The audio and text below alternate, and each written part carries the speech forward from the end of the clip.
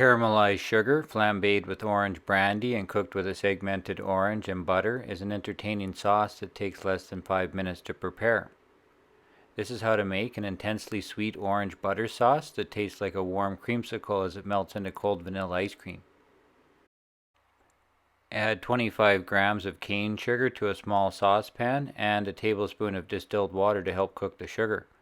Have a tablespoon or 15 milliliters of Grand Marnier orange brandy and 25 grams of cold butter waiting for when the sugar caramelizes. Peel and segment a navel orange and reserve the juice. Add the brandy and ignite it to allow some of the alcohol to burn off. Cover it with a lid to distinguish the flame. Add the orange juice and allow it to reduce in the pan until syrupy, about a minute or two. Add the cold butter and orange segments to the sauce and stir until the butter is incorporated. Pour over a scoop of freshly made vanilla ice cream and serve before the ice cream melts.